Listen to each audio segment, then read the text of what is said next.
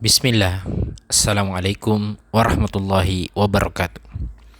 Alhamdulillah, sebuah kesyukuran menjadi bagian dari orang-orang yang diberikan kesempatan mengikuti pendidikan guru penggerak. Di dalamnya kami mendapatkan banyak ilmu dan berbagi pengalaman dengan para guru. Setelah membaca, berdiskusi atau ruang kolaborasi dan elaborasi, tibalah kami untuk membagikan pemahaman tentang budaya positif ini kepada rekan guru dan tenaga kependidikan di sekolah masing-masing.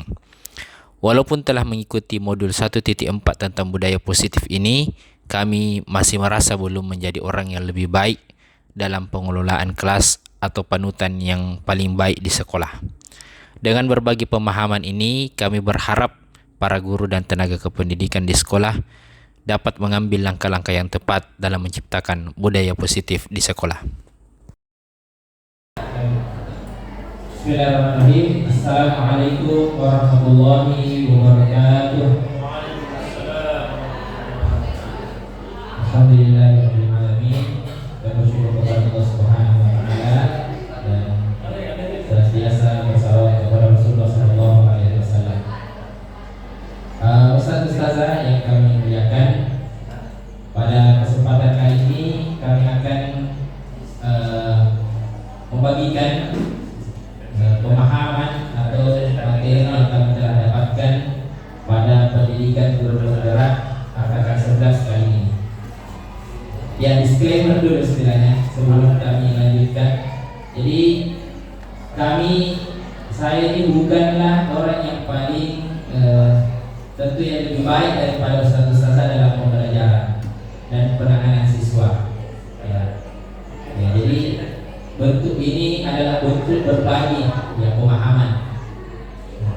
Yang kedua, tentu dari segi pengamalan atau pengetahuan, bisa saja nanti setelah diskusi, pada sesi diskusi ada pengetahuan yang jauh lebih bagus atau yang lebih tahu oleh ustaz-ustazah, itu bisa kita berbagi pada kesempatan kali ini. Jadi bukan saya saja yang sebagai materi yang tahu semuanya, bisa saja ada ilmu yang ustaz-ustazah miliki yang bisa kita berbagi pada kesempatan kali ini. Jadi judul modul yang akan kami bagikan adalah budaya positif.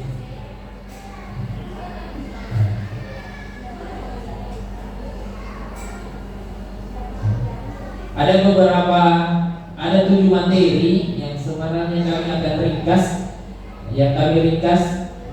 pada kesempatan kali ini. Yang pertama, perubahan paradigma belajar. Paradigma belajar, disiplin positif, motivasi perilaku manusia, kebutuhan dasar manusia, posisi kontrol restitusi, 6 keyakinan kelas, dan segitiga restitusi. Baik, kita mulai dulu dengan pertanyaan pemantik. Boleh dijawab 2 saja, setuju atau tidak setuju. Pertama, hukuman dapat mendisiplinkan anak. Tidak ada yang salah di sini. Setuju atau tidak setuju? Ya, setuju. Oke, baik. Tidak ada yang salah. Ya, setuju ya. Saya juga setuju. Ya, nomor 2, pemberian hukuman dengan hal positif seperti membaca atau membersihkan halaman sekolah dapat meningkatkan disiplin anak. Setuju atau tidak setuju? Ya.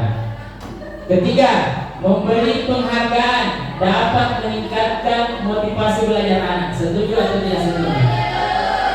Ya, setuju. Baik, jawaban dari ketiga pertanyaan ini nanti ustaz-ustazah jawab sendiri setelah mengikuti materi berikut ini. Ya, kami mulai dengan judul paradigma perubahan paradigma belajar.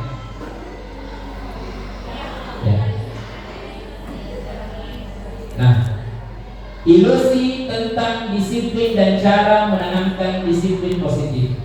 Ini kami sebenarnya kalau dibilang PowerPoint, bagusnya sebenarnya poin-poin. Nah, hanya saja supaya lebih eh, tersampaikan maksudnya, jadi kami berikan penjelasan di sini. Ya. Baik, berbicara tentang kata disiplin, maka sebagian besar orang akan mengaitkan dengan kata keteraturan, ketertiban, kepatuhan. Dalam budaya kita, mana kata disiplin dimaknai menjadi suatu yang dilakukan seseorang pada orang lain untuk mendapatkan kepatuhan. Kita cenderung menghubungkan kata disiplin dengan ketidaknyamanan. Padahal disiplin yang dimaksud lebih dari sekedar kepatuhan, akan tetapi tanggung jawab yang berasal dari dalam diri seseorang. Mari kita lihat beberapa ilusi kontrol. Perubahan paradigma teori kontrol atau teori pilihan ilusi dalam teori ilusi kontrol. Ilusi, ada beberapa ilusi ya dalam pembelajaran. Ilusi guru mengontrol murid. Jadi ilusi itu khayal-khayalnya. Ilusi bahwa kritik dan membuat orang merasa bersalah dapat menguatkan karakter. Ilusi bahwa semua penguatan positif efektif dan bermanfaat. Yang keempat, ilusi bahwa orang dewasa memiliki hak untuk memaksa. Ini ada penjelasannya. Baik. Ya, coba simak pertanyaan-pertanyaan yang saya saringkan dari materi pendidikan guru penggerak berikut ini. Oke. Pertama, apakah guru dapat mengontrol murid? Ya. Pada dasarnya kita tidak dapat memaksa murid untuk berbuat sesuatu jika murid tersebut memilih untuk tidak melakukannya. Walaupun tampaknya kita sedang mengontrol perilaku murid tersebut, hal ini karena murid tersebut sedang mengizinkan dirinya untuk dikontrol. Saat itu bentuk kontrol guru menjadi kebutuhan dasar yang dipilih murid tersebut. Terkontrol menyatakan bahwa semua perilaku memiliki tujuan, bahkan terhadap perilaku yang tidak disukai. Jadi kalau kita sebenarnya kita tidak bisa sepenuhnya mengontrol murid kita. Enak, sholat, pergi sholat cepat. Ya. Sebenarnya kita tidak bisa mengontrol sepenuhnya kalau mereka tidak mau. Ya. Kalau mereka cuma diam. Ya. Tetapi mereka sebenarnya sedang mengizinkan dirinya untuk dikontrol. Ya. Dan setiap perilaku itu memiliki tujuan. Ya. Pasti dia akan berpikir, kalau saya ini tidak seperti ini, apa ini dampaknya? Bisa-bisa dimarahi, dicubit atau segala macam dihukum. Ya. Ya. Tentu semua perilaku memiliki tujuan. Jadi sebenarnya kita tidak bisa sebelumnya tidak dapat memaksa murid untuk melakukan sesuatu, tidak dapat mengontrol sebelumnya. Ya. Yang kedua, apakah semua penguatan positif efektif dan bermanfaat? Penguatan positif atau bujukan adalah bentuk-bentuk kontrol, ya kan? Penguatan positif bentuk kontrol. Segala usaha untuk mempengaruhi murid agar mengulangi suatu perilaku tertentu adalah suatu usaha untuk mengontrol murid tersebut. Dalam jangka waktu tertentu, kemungkinan murid tersebut akan mempertimbangkan dan mencoba untuk menolak bujukan kita. Ya, saya kasih contoh, sholat duha. Apakah ketika mereka telah SMP, saya datang berkunjung ke Madinah, mereka tetap mengerjakan sholat duha secara sukarela atau secara sadar. Bagaimana kalau kira-kira Ustaz? Apakah kemungkinan besar mereka sholat duha ketika mereka berkunjung datang? Sholat duha orang, saya juga sholat duha ya. Padahal kita sudah membiasakan 6 tahun, ya, dari kelas 1 sampai kelas 6. Dan bahkan kalau mereka tidak sholat duha kita atau tinggal di kelas kita hukum. Ya. Nah ini bentuk penguatan positif toh. Kita kan berusaha membiasakan mereka dengan hal-hal positif. Apakah kebiasaan yang kita bangun kepada mereka dari kelas 1 sampai kelas 6 penguatan positif efektif dan bermanfaat? Ya. Ini akan menjadi bahan renungan kita bersama. Ya. Kita lanjut. Apakah kritik dan membuat orang merasa bersalah dapat menguatkan karakter?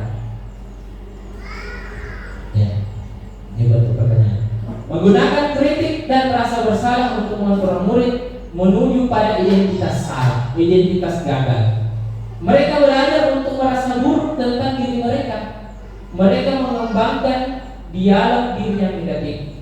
Kadang-kadang sulit bagi guru untuk mengidentifikasi bahwa mereka melakukan perilaku ini. Karena kita ini sebagai guru sulit untuk mengidentifikasi apakah kita ini menjadikan mereka itu merasa berbuat salah dengan tujuan untuk menguatkan karakter. Jadi seringkali guru cukup menggunakan suara yang halus untuk menyampaikan pesan negatif. Kan kita ini semuanya mungkin pernah, ya. Misalnya, kau memang ini susah diatur, gitu. Jadi kan ada kalimat negatif sebenarnya. Kau ini tidak ada perubahan, selalu saja melanggar. Ya. Kita berharap bahwa itu adalah akan menguatkan karakter. Tapi ini sebenarnya ilusi. Kita berharap dengan kalimat negatif itu membuat mereka merasa bersalah, itu dapat menguatkan karakter mereka. Ini sebenarnya adalah sebuah ilusi.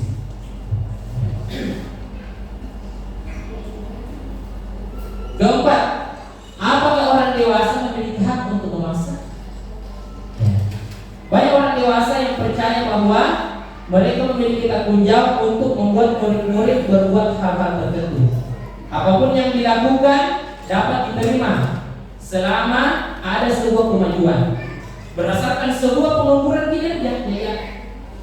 Kita dapat memaksa, kita sebagai orang dewasa dapat memaksa, ya, supaya ya dengan tujuan yang penting ada kemajuan. Yang kita berharap yang penting ada kemajuan. Pada saat itu pula orang dewasa akan menyadari bahwa perilaku memaksa tidak akan efektif untuk jangka waktu panjang, dan sebuah hubungan permusuhan akan terbentuk. Contoh, kita ini kan yang saya dapatkan dari guru penggerak ini kan saya bagikan ke guru-guru di sini, kan? Ya, dan kita pernah menjadi pelaku itu. Contoh ketika anak saya zikir, ya, kalau saat ini petugas zikir semua, ya, zikir pagi dan zikir sore, ya. Kita memaksa mereka untuk zikir. Ya. Kalau tidak zikir, kita suruh awas hati mandi. Kita suruh berdiri, ya, lalu kita panggil ke kantor, ya. Ya, anggaplah cara ini efektif. Anggap cara ini efektif.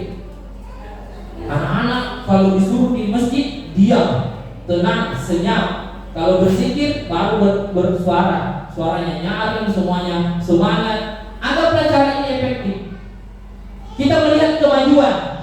Ada kemajuan kita lihat berdasarkan sebuah pengukuran. Ya, berdasarkan laporan dari Ustaz Jimarti bahwa alhamdulillah anak-anak ini semua senyap ketika tidak disuruh bicara dan suaranya nyaring, bersemangat ketika disuruh untuk zikir. Ya, tetapi yang menjadi pertanyaan, apakah dasar mereka melakukan itu? Coba kita masuk ke dalam itu. Apa dasarnya mereka melakukan itu? Apakah karena takut hukuman? Karena keyakinan mereka dapat pahala? Atau hal lainnya? Mari kita renungkan bersama. Ini yang saya dapatkan dari pendidikan guru penggerak yang saya usahakan untuk diarahkan ke bagian agama. Artinya kita hubungkan dengan sekolah kita. Ya. Baik. Setelah mencermati ilusi tentang disiplin tersebut, apakah kita masih akan mempercayai dan melakukan hal-hal yang kurang tepat tersebut untuk menanamkan disiplin pada murid? Adakah cara lain yang lebih baik? Itu kita akan masuk kepada solusinya. Belajar disiplin positif tidak harus dengan hukuman yang menyakitkan, baik secara fisik maupun psikis. Selain dengan konsekuensi yang lebih bersifat netral, sebagai guru kita dapat menerapkan restitusi. Jadi ada, ya. Nah, sekarang Jadi ini akan kami jelaskan nanti lebih detail. Masuk dulu di penjelasan saja. Restitusi adalah proses menciptakan kondisi bagi murid untuk memperbaiki kesalahan mereka sehingga mereka bisa kembali pada kelompok mereka dengan karakter yang lebih kuat. Ya, walaupun ini adalah penelitian dari bukan seorang muslim ya dosen, ya, tapi kita akan ambil untuk kita pakai ini. Baik, silakan cermati perbedaan hukuman konsekuensi dalam tabel ini. Tapi kita coba bedakan dulu sedikit. Sebelumnya ya, kita bedakan beberapa perbedaan. Ya, tolong dijawab. Ya, jadi ada dua pilihannya ini, hukuman atau konsekuensi. Dua pilihannya. Mencatat 100 kali dalam buku kalimat, buku dengan kalimat saya tidak akan terlambat lagi. Karena terlambat ini karena dia terlambat ke sekolah. Apakah hukuman atau konsekuensi? Oke, ini pendapat ya. Lari mengelilingi lapangan basket 2 kali karena terlambat hadir di sekolah, hukuman atau konsekuensi? Ya, hukuman. Baik, bisa. Murid diminta untuk push up 15 kali karena tidak menggunakan masker ke sekolah. Ya, hukuman. Menggantikan kertas tugas teman. Apa? Konsekuensi. Membersihkan tumpahan air. Ini dia tulis. Konsekuensi. Murid disuruh untuk mengenakan sepatu seharian. Konsekuensi. Disuruh untuk.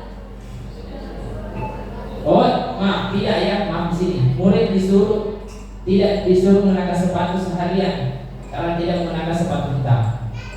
Hukuman atau konsekuensi? Ya, lari mengelilingi lapangan basket 2 kali karena terlambat 10 menit untuk pelajaran PJOK. Ya, baik, kita lihat hasilnya. Ya, jadi hukuman, konsekuensi, hukuman. Kenapa yang terakhir ini konsekuensi bukan hukuman? Ya, betul sekali Ustaz. Kata PJOK. Ya, karena kan terlambat jadi dia lagi disuruh lari karena temannya ini sudah lari. Ya. Silakan cermati perbedaan hukuman, konsekuensi dan restitusi pada tabel ini. Jadi kalau hukuman itu sesuatu yang menyakitkan harus terjadi. Kalau konsekuensi sesuatu harus terjadi. Ya. Nah, sedangkan restitusi yang ini akan kita pelajari. Restitusi merupakan pilihan. Ya, tidak nyaman untuk murid, anak untuk jangka waktu yang panjang. Tidak nyaman untuk murid, anak untuk jangka waktu pendek. Kalau restitusi menguatkan untuk murid dalam jangka waktu yang panjang. Saya rasa supaya tidak terlalu lama, saya perlihatkan saja tabelnya.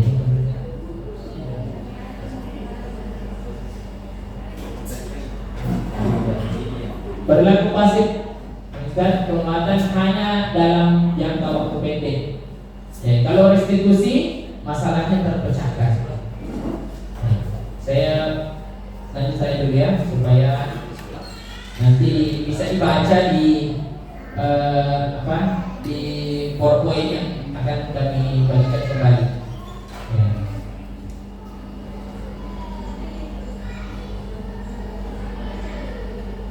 Ya, kita lanjut. Jadi perbedaan hukuman dan konsekuensi. Kalau hukuman sesuatu yang menyakitkan harus terjadi. Kalau konsekuensi sesuatu harus terjadi. Ya.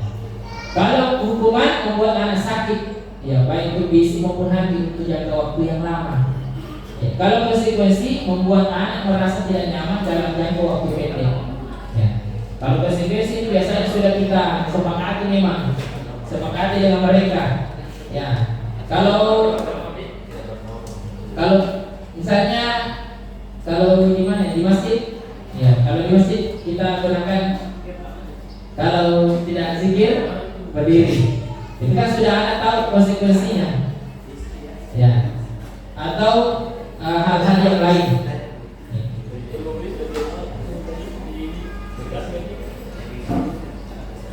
Ya, jadi restitusi ini membantu murid untuk lebih memiliki tujuan, disiplin positif dan memulihkan dirinya setelah berbuat salah. Melalui restitusi, ketika murid berbuat salah, guru akan menanggapi dengan cara yang memungkinkan murid untuk membuat evaluasi internal tentang apa yang dapat mereka lakukan untuk memperbaiki kesalahan mereka dan mendapatkan kembali harga dirinya. Ya. Sebagai pendidik, tujuan kita adalah menciptakan anak yang memiliki disiplin diri, sehingga mereka bisa berperilaku dengan mengacu pada nilai-nilai kebaikan, kebaikan universal dan kebaikan yang umum, dan memiliki motivasi intrinsik bukan ekstrinsik. Jadi kita berharap bukan karena tekanan atau karena aturan itu mereka berperilaku, tetapi dari dalam diri mereka. Ya, penekanannya bukanlah bagaimana berperilaku untuk menyenangkan orang lain atau menghindari ketidaknyamanan. Ya, namun tujuannya adalah menjadi orang yang menghargai nilai-nilai kebaikan yang mereka percayai, untuk menjadi orang yang mereka inginkan dan menghargai diri sendiri dengan nilai-nilai yang mereka percaya. Baik, sekarang kita lihat gambar apa ini? Gambar apa ini, Ustaz? Sepatunya Al-Madinah. Sempat saya foto ya beberapa waktu yang lalu. Nah, coba kita lihat tentang ketertiban, keteraturan. Ya. Kan anak-anak selama sholat duhur dan sholat asar itu alhamdulillah rapi. Oh ya, ini foto waktu tidak rapi ya. Tapi waktu sholat duhur dan sholat asar setelah dievaluasi oleh Ustaz Mardi rapi, masya Allah. Tapi coba dilihat kalau bukan sholat duhur dengan asar, bagaimana itu Ustaz? Berantakan. Ya. Apalagi kalau bukan jam sekolah. Ya. Kalau tidak ada Ustaz di sana. Ya, tentu ini sebagai bentuk juga evaluasi bagi diri kita. Tentu kita akan mulai dari diri kita sendiri sebagai guru, kita memberikan contoh ya untuk mereka teladani. Ya. Nah, kembali ke sini. Kembali ke keteraturan. Kalau mereka, anak-anak kita ini merapikan sendal atau sepatu, kalau ini dibangun hanya berdasarkan tekanan dari aturan, maka kita akan melihat anak-anak kita ini rapi ketika ada ustaz atau ustazah, rapi ketika ada petugas. Tapi apakah kebiasaan ini akan mereka bawa sampai mereka tua atau mereka di luar sekolah? Ini kan tekanannya dari luar, tekanannya dari aturan. Tentu kan kita berharap ketertiban, keteraturan ini bukan bukan sekedar formalitas nanti di sekolah yang nanti mereka dapatkan ketika nanti di sekolah mereka rapi. Tapi kita berharap ini bisa ditanamkan sampai mereka tua atau berada di luar sekolah. Ya. Saya alhamdulillah mengapresiasi ustazah kalau kita senantiasa membangun anak-anak, membangun kesadaran mereka itu berdasarkan apa manfaatnya, ya kan? Kalau di Islam, agama Islam itu kita membangun kesadaran itu dari apa manfaatnya. Contoh, ya, keutamaan sholat berjamaah di masjid. Anak-anak kalau kita tekan, hanya menekan mereka dengan siapa sholat, siapa yang tidak sholat. Kalau kita hanya seperti itu, membangun hanya dengan aturan dari tekanan dari atas, itu tidak akan bertahan lama. Bisa jadi mereka itu taat di sekolah, tapi tidak taat di rumah. Sholat berjamaah di sekolah, tidak sholat berjamaah di rumah. Ya, alhamdulillah di sini saya bersyukur sekali kita di Al-Madinah. Ustaz-ustazah biasa saya perhatikan menyampaikan keutamaan pahala, apa manfaatnya kita merapikan sendal, apa manfaatnya merapikan sepatu, sehingga itu akan membangun membangun budaya berdasarkan dari dalam diri mereka sendiri, dari dalam diri anak-anak kita. Ya, saya biasa mendengarkan satu saya sampaikan bahwa misalnya contoh mengaji, ya, apa manfaatnya, apa keutamaannya, ini yang sebenarnya harus kita bangun, ya, yang harus senantiasa kita ingatkan, ya, bukan yang kita bangun siapa mengaji siapa yang tidak, ya, bukan hanya pada aturan, ya, tetapi juga kita membangun berdasarkan kesadaran mereka. Kita masuk ke materi kedua, motivasi perilaku manusia. Jadi setiap perilaku kita itu pasti ada motivasinya, ada penyebabnya. Ya. Mari kita tanyakan pada diri sendiri, bagaimana kita berperilaku? Mengapa kita melakukan segala sesuatu? Apakah kita melakukan sesuatu karena adanya dorongan dari lingkungan atau ada dorongan yang lain? Ya, terkadang kita melakukan sesuatu karena kita menghindari rasa sakit atau ketidaknyamanan. Terkadang kita juga melakukan sesuatu untuk mendapatkan apa yang kita mau.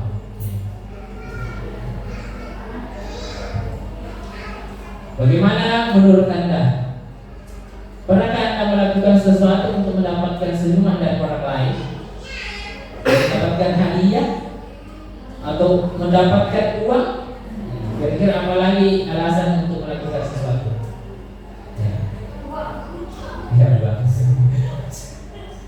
Ya. Jadi orang melakukan sesuatu itu pasti ada motifnya, ada motivasinya. Bahkan sesuatu yang salah, kalau anak-anak kita melakukan sesuatu itu pasti ada motivasinya, ada motifnya. Ya, contoh, anak kelas 6 kemarin itu kasih masuk ikan ke dalam tasnya temannya yang pajak, ya. Dia kasih masuk ikan di dalam tasnya temannya, habis itu ikan. Ya, langsung panggil. Ya, tentu kita akan tidak langsung menjustice. Kita harus berpikir apa ini sebenarnya motifnya, apa motivasinya nih? Hanya anak kasih masuk ikan yang habis ke dalam tasnya temannya. Ya, jadi kita harus menggali dulu apa sebenarnya yang menjadi motivasinya anak-anak kita berbuat sesuatu, kesalahan kah atau sesuatu yang positif? Ya, pasti ada motivasinya, ada motifnya. Ya. Untuk mengetahui lebih jauh lagi motivasi manusia, mari kita simak penjelasannya. Jadi manusia itu berperilaku itu tiga hal, karena tiga hal saja. Pertama, untuk menghindari ketidaknyamanan atau hukuman. Jadi biasanya mereka akan bertanya pada dirinya, apa yang akan terjadi apabila saya tidak melakukannya? Gitu? Pasti anak-anak seperti itu. Ya. Tapi ini motivasinya dari luar. Jadi untuk menghindari ketidaknyamanan atau ada hukuman yang akan mereka dapatkan, itu motivasinya dari luar. Yang kedua, untuk mendapatkan imbalan dari orang lain atau institusi. Ya. Apa yang akan saya dapatkan apabila saya melakukannya? Ya. Ini juga motivasinya dari luar, motivasi eksternal. Yang ketiga, untuk menghargai diri sendiri, menjadi insan sesuai harapan kita. Saya akan menjadi orang yang seperti apa bila saya melakukannya. Ini motivasinya dari internal. Tujuannya adalah yang inilah yang kita akan capai, tujuan disiplin positif. Kita bahas secara ringkas satu persatu. Ya, ini yang sebenarnya kami ringkas dari materi. Pertama, untuk menghindari ketidaknyamanan atau hukuman.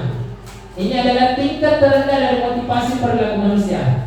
Biasanya orang yang motivasi perilakunya untuk menghindari hukuman atau ketidaknyamanan akan bertanya, apa yang terjadi apabila saya tidak melakukannya? sebenarnya mereka sedang menghindari permasalahan. Ya, jadi kalau anak-anak taat, bisa jadi juga ini, bisa jadi juga ini. Ya, jadi mereka itu tidak mau ada masalah dengan ustaz-ustazah. Bisa jadi itu ya, permasalahannya yang mungkin muncul dan berpengaruh pada mereka secara fisik, psikologis maupun tidak terpenuhinya kebutuhan mereka. Ya, bila mereka tidak melakukan tindakan tersebut, motivasi ini bersifat eksternal. Yang kedua, untuk mendapatkan imbalan atau penghargaan dari orang lain. Satu tingkat di atas motivasi yang pertama di sini, orang berperilaku untuk mendapatkan imbalan atau penghargaan dari orang lain. Orang yang motivasi ini akan bertanya, apa yang akan saya dapatkan apabila saya melakukannya? Mereka melakukan sebuah tindakan untuk mendapatkan pujian dari orang lain yang menurut mereka penting dan mereka letakkan dalam dunia berkualitas mereka. Mereka juga melakukan sesuatu untuk mendapatkan hadiah, pengakuan atau imbalan. Motivasi ini juga bersifat eksternal. Ya, baik. Saya refleksi dulu di sekolah kita. Kalau kita biasa katakan, ya, kalau bersih kelas munah bisa dapatkan hadiah. Ya, saya tidak menyalahkan program kita yang sudah berjalan ya. Ya, sebentar berjalan ini adalah lomba kebersihan. Kalau bersih kelas munah dapat hadiah. Namun penekanannya ini yang ingin saya sampaikan adalah apakah ini berangkat pada internal mereka, pada sisi dari dalam diri mereka. Ya. Kalau mereka membersihkan kelas, sebenarnya motivasinya apa? Ya, dapat hadiah atau merasa ini suatu yang baik dan nyaman kalau kita bersihkan. Ya. Itu yang sebenarnya harus kita bangun. Baik, yang ketiga, untuk menjadi orang yang mereka inginkan dan menghargai diri sendiri dengan nilai yang percaya. Orang dengan motivasi ini akan bertanya, akan menjadi orang seperti apa apabila saya melakukannya? Mereka melakukan sesuatu karena nilai-nilai yang mereka yakini dan hargai, dan mereka melakukannya karena mereka ingin menjadi orang yang melakukan nilai-nilai yang mereka yakini tersebut. Ini adalah motivasi yang akan membuat mereka memiliki diri positif, karena motivasi berperilaku yang bersifat internal, bukan eksternal. Saya juga akan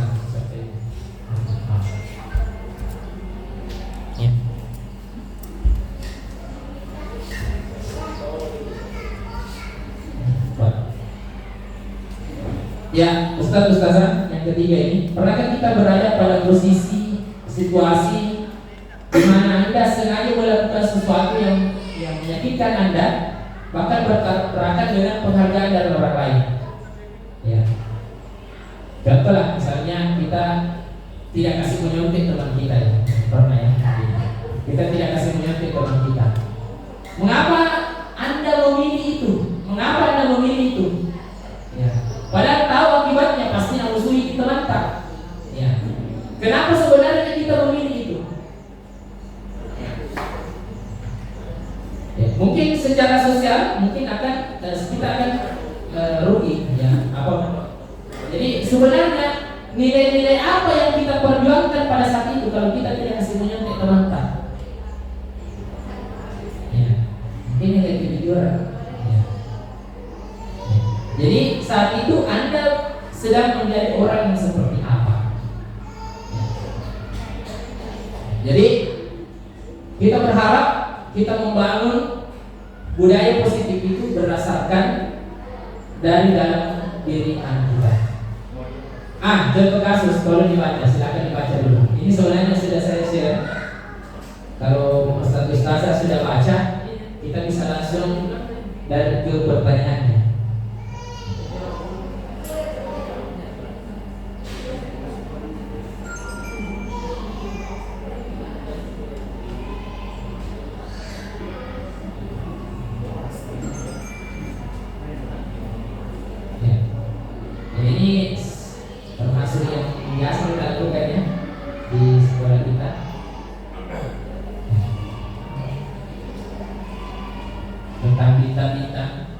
Baik, kita masuk di pertanyaannya. Karena mungkin sebagian besar sudah pernah baca. Berdasarkan teori motivasi yang telah Anda pelajari pada pembelajaran sebelumnya, kira-kira apa motivasi murid kelas 2 untuk bersedia berdiri antri sebelum masuk kelas? Ya, stiker bintang motivasinya. Yang kedua, apakah cara lain agar murid kelas 2 bersedia antri di depan kelas tanpa diberi penghargaan stiker bintang? Kira-kira apa? Iya. Baik, tentu ini menjadi renungan kita membangun budaya positif dari dalam diri anak-anak kita. Ya. Jadi apresiasi ustaz-ustazah tidak salah. Ya, baik kita masuk ke berikutnya. Bentuk program kebajikan atau apresiasi, jadi tidak salah juga. Dalam memberikan apresiasi perlu diingat beberapa hal. Jadi ada yang kita beri pengakuan secara khusus, atau kita berikan pengakuan secara pribadi, kita beri pengakuan kepada semua murid atau bergantian, beri pengakuan secara konsisten, atau fokus kepada proses mereka melakukan kebaikan itu. Contoh pengakuan apresiasi kebaikan. Kemarin saya perhatikan, kita biasa kita kalau mau mengapresiasi anak-anak kita. Kemarin saya perhatikan, saya rajin sekali membersihkan kelas, semangat sekali. Atau kita, rasa empatimu besar sekali. Atau misalnya pada situasi, bahasanya kalau murid baru di kelas kita, misalnya. Jadi inilah bentuk apresiasi. Jadi tidak selalu tentang hadiah. Ya. Jadi kembali bahwa kita berupaya membangun budaya positif itu dari dalam diri anak-anak kita. Ya. Ini ada sebuah perkataan didukung oleh penghargaan. Saat ini kita ya. Yang pertama, menstabilkan identitas. Saya percepat dulu soal. Guru berkata berbuat salah itu hal yang manusiawi. Jadi tidak ada manusia yang sempurna. Jadi kita stabilkan dulu identitasnya anak kalau dia berbuat salah. Bapak atau ibu juga buat salah. Pernah mungkin berbuat salah. Pernah berbuat salah. Kita pasti bisa menyelesaikan permasalahan ini. Kalau misalnya dia berkelahi, kita stabilkan dulu ya. Kita ini bisa pasti menyelesaikan permasalahan ini. Ya. Bapak atau ibu tidak tertarik untuk mencari tahu siapa yang benar, siapa yang salah. Bapak ibu lebih tertarik untuk menyelesaikan masalah. Ya. Kalau kamu menyalahkan dirimu sendiri terus-menerus, apakah kamu bersikap baik pada dirimu sendiri? Ini tentu cara menstabilkan identitas. Yang kedua, validasi kebutuhan atau jadi kamu bisa saja melakukan hal yang lebih buruk, toh, ya kan? Ya, tapi kamu tidak melakukannya. Kamu pasti punya alasan mengapa kamu melakukannya. Jadi kita dulu jangan langsung dimarahin anak atau diceramai. Ya. Kita tanya dulu apa sebenarnya alasannya. Ya. Ya. Dan kita bisa mengatakan apa kamu bisa melakukannya dengan lebih baik besok daripada esok hari besok. Ya. Maka kamu belajar cara lain untuk mendapat yang kamu butuhkan tanpa harus menunggu. Misalnya ini contohnya. Selanjutnya menanyakan keyakinan. Apa nilai-nilai yang kita percayai atau di kelas atau di sekolah kita? Ya. Misalnya dia melanggar, kita tanyakan apa sebenarnya, apakah dia benar mereka meyakini itu salah atau benar? Ya sampai sesuatu yang salah diyakini sebagai sesuatu yang benar. Ya, kita tanya dulu, benar atau tidak ini? Salah atau tidak ini? Ya. Lalu kita tanyakan kelasnya dia itu seperti apa? Kamu ini sebenarnya mau jadi apa? Apa yang kamu rasakan ketika kamu melakukan itu? Kamu menjadi orang seperti apa?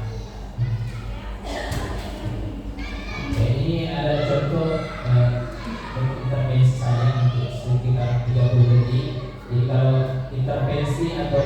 restitusi.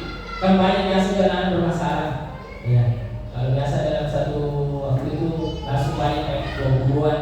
Jadi bisa kita pakai intervensi atau restitusi yang lebih cepat. Ya. Jadi berikutnya adalah keyakinan keras. Jadi ke depan kita akan berupaya di kelas kita itu kita bangun keyakinan keras. Ya. Jadi kesepakatan. Jadi sekolah kita ini juga kita upayakan ada kesepakatan. Kenapa bukan peraturan? Apa perbedaannya Ustaz? Peraturan dan kesepakatan. Kalau peraturan,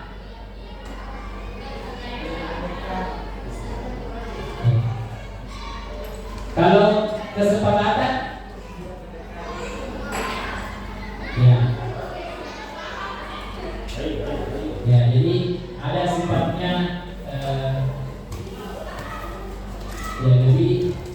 Kalau hubungan aturan itu lebih mengikat atau dia dari atas ke bawah, ya, press. Kalau kesepakatan itu adalah hasil dari pikiran berdua, atau beberapa anak. Ya. Contohnya misalnya, mengapa kita memiliki peraturan harus menggunakan helm bila tidak mencari oleh dua. Saya percoba saja. Jadi kita upayakan ada kesepakatan kelas di kelas-kelas kita. Saya ini sebenarnya belum ada tempelan kelas saya. Saya belum ada tempelan, belum sempat saya buat. Ya, jadi kalau kita mau membangun budaya positif di kelas kita upayakan ada kesepakatan kelas. Ya, ada kesepakatan kelas. Jadi kalau anak-anak kita salah, kita bisa ingatkan, apa sih kesepakatan kita kemarin? Misalnya dia kasih naik kakinya di atas kursi, selalu kan biasa begitu anak, kasih naik kaki di atas kursi. Misalnya kesepakatan kita adalah duduk tertib. Ya, misalnya kesepakatan kelas kita duduk secara rapi atau tertib. Ya. Kalau ada yang kasih naik kaki di atas kursi, kita langsung bisa tanya, apa kesepakatan kita kemarin? Ya. Beda kalau kita menanyakan apa peraturannya, ya toh? Kalau kita bilang kesepakatan, maka itu akan berangkat dari diri mereka, kesadaran diri mereka. Apa kesepakatannya kemarin? Tidak boleh kasih naik kaki di atas kursi. Baik. Jadi itu akan menggali keyakinan mereka dari hasil kesepakatan. Ya, jadi untuk membuat peraturan atau kesepakatan kelas itu kita awali dari peraturan yang sebelumnya, lalu kita buat keyakinan kelas, dan kita harapkan adanya lingkungan positif di sekolah kita. Termasuk yang terlambat, ya, Ustaz-ustazah. Kalau misalnya anak-anak kita terlambat, kita bisa menggunakan restitusi ini. Kita gali dulu apa penyebabnya, lalu kita stabilkan identitasnya, lalu kita tanya keyakinannya, ini salah atau benar. Salah, Ustazah misalnya, saya terlambat banget. Itu benar atau salah? Oke. Kira-kira bagaimana nanti caramu supaya bisa tidak terlambat lagi? Itu kan solusinya berasal dari mereka sendiri. Ya. Nanti kalau bersalah lagi, bagaimana? Ada pertanyaan itu. Bagaimana kalau salah lagi anak berbuat salah lagi? Ya, kita pakai lagi restitusi. Ya, kita lagi gunakan pendekatan restitusi. Baik, Ustaz-ustazah yang kami muliakan, sebenarnya ini kami belum terlalu bagus dari pemaparan materi. Dan saya berharap ke depan di sekolah kita ini semakin banyak guru-guru kita kita yang mengikuti pendidikan guru penggerak, ya, supaya materi ini walaupun saya belum terlalu bagus cara penjelasan, bisa lebih bagus lagi didapatkan oleh guru-guru kita yang mengikuti pendidikan guru penggerak.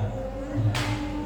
Saya betul-betul merasakan banyak manfaat perubahan paradigma kita tentang pendidikan yang selama ini anak-anak kita itu mungkin ditekan dengan aturan.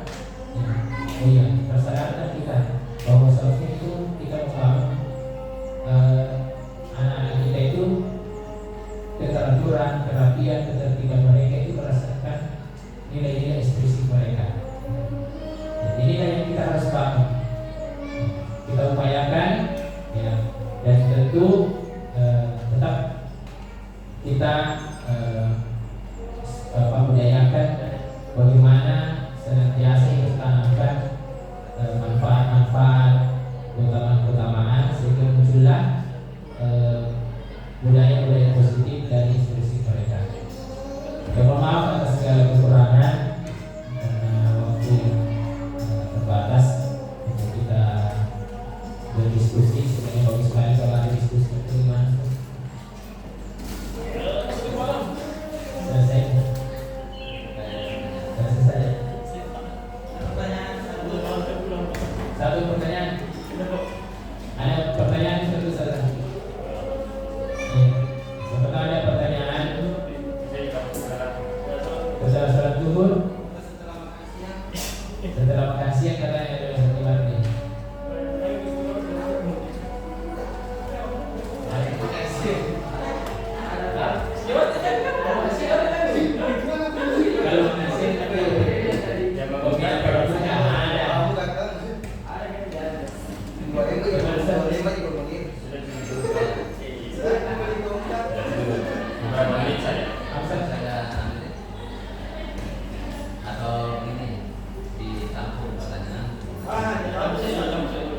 Ditampung saja pertanyaan, dituliskan mungkin tugas saya ini harus dikumpul pekan ini. Jadi harus hasil dari dokumentasi ini akan saya kirim nanti. Berarti barangkali kayak SPP itu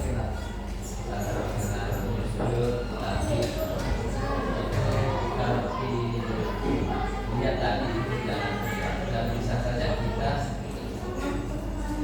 ubah menjadi kesepakatan, misalnya SPP di dalam kelas kesepakatan kesepakatan Ya bisa jadi bisa saja kita di kelas itu yang awalnya peraturan kelas kita berubah kita menjadi kesepakatan kelas. Jadi ini sementara saya bicara dengan Mas Bimati, bagaimana di sekolah kita itu ketertiban itu kita awali dari dengan mereka mengetahui manfaat, misalnya manfaat merapikan sendal, manfaat ketertiban. Lalu nanti setelah itu baru kita bangun kesepakatan dengan mereka. Ya, mungkin di Ustazah bisa kita saja dengan sekolah kita itu kita ubah namanya. Ya, Misalnya Habib, bisa kita saja kita ubah ya. nama yang lain. Jujur kami baru dapat ini tentang restitusi, ya kami rasa materinya sangat bagus. Ya hanya mungkin satu ya yang ingin saya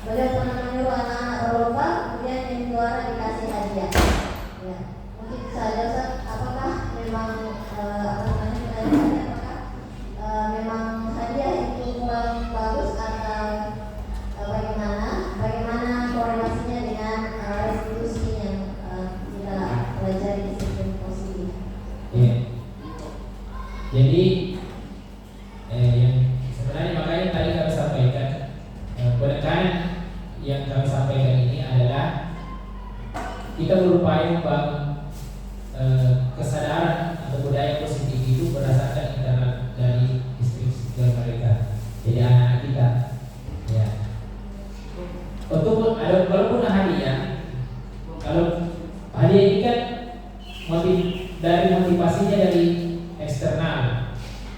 Dari motivasinya dari eksternal. Tidak masalah sebenarnya hadiah Ustazah. Sebenarnya tidak ada masalah. Makanya saya sampaikan. Ya.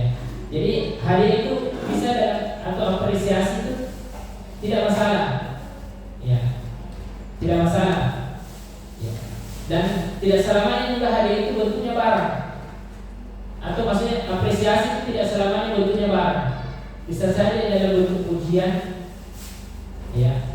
Yang misalnya anak-anak, misalnya kita ada apresiasi anak-anak yang paling teladan, kita suruh naik saja ke depan di atas atau tampil di depan teman mereka, itu bentuk apresiasi. Ya. Jadi tidak harus dalam bentuk barang. Adapun kalau anak-anak yang misalnya termotivasi berkat adanya hadiah, ya kita mungkin bisa saja itu menjadi motivasi dari bagi mereka, ya. Tetapi kita menginginkan motivasinya itu bukan dari luar, ya, itu bukan karena hadiahnya, ya. Sama sebenarnya lomba kebersihan bukan karena adanya pialanya, ya, tetapi karena nilai yang mereka yakini bahwa kebersihan itu nyaman, nilai yang mereka yakini bahwa kebersihan itu sebuah keindahan. Itu yang sebenarnya harus kita upayakan untuk kita tekankan. Ya, jadi tidak salah, tetapi itu yang harus kita pahami. Ya, setelah mungkin kalau ada yang perlu jelas, bagaimana sudah? Sudah jelas, Ustaz. Ya. Aku sudah tangkap bahwa hadiah itu memang baik, ya, hanya saja dia memang dari eksternal. Dan yang terbaik memang sekali adalah dari internalnya dan tentang keikhlasan. Dan saya lihat ini tentang restitusi mengenai keikhlasan, kan? Ya, memang itu yang terbaik. Ya, sebenarnya untuk penjelasan tentang restitusi sebenarnya bagus ini. Saya sebenarnya sudah siapkan kita workshop, ada contoh-contoh kasus untuk kita praktekkan bagaimana itu restitusi yang kami dapatkan di pendidikan guru pudara ini. Jadi kita praktek sebagaimana kami juga praktek bagaimana menangani permasalahan siswa, ya, bagaimana cara restitusinya. Ya.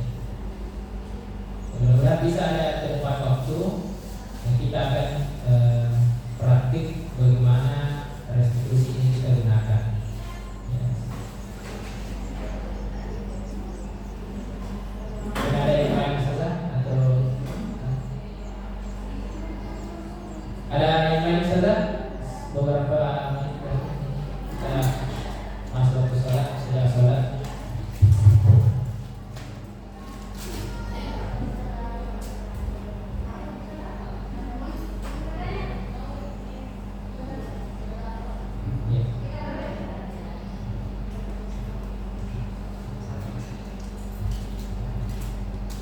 Bismillah, yang kami mau tanyakan Ustaz, kalau misalnya kondisi anaknya ini tidak ideal, jadi misalnya kan di kelas punya 4 orang anak yang 3-nya itu boleh dikategorikan agak-agak agak-agak ABK mungkin atau apa, terus satunya itu tidak ABK aja, cuman memang dia tidak mau mendengarkan, tidak mau memang diberikan masukan, dan memang yang 4 anak ini dia yang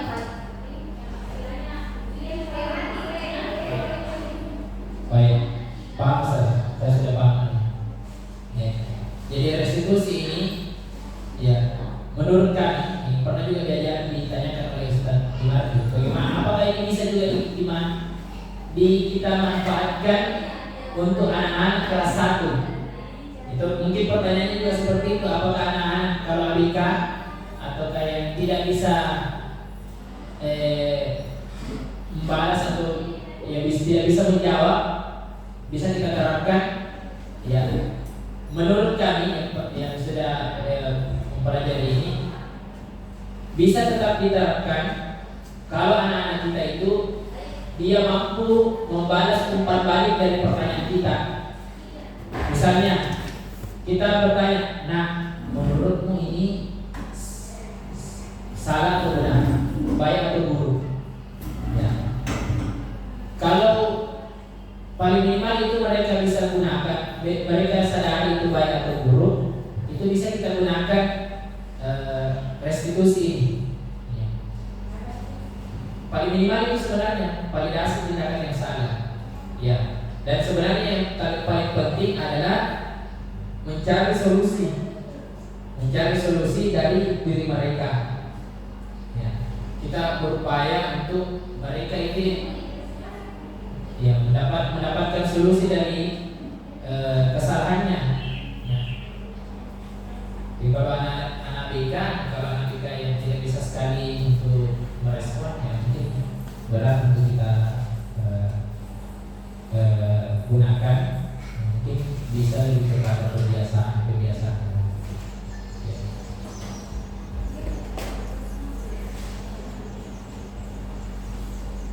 Bagaimana saudara? Karena ini sudah masuk waktu zuhur, pertanyaan-pertanyaannya bisa ditampung dulu. Nanti kita akan bisa upayakan ada pertemuan berikutnya. Ya, karena saya juga sambil belajar. Ya, saya juga sambil belajar. Bukan tidak ahli menjelaskan. Saya juga sambil belajar. Dan saya ditugaskan untuk berbagi kepada guru-guru di sekolah. Ya, kita tutup.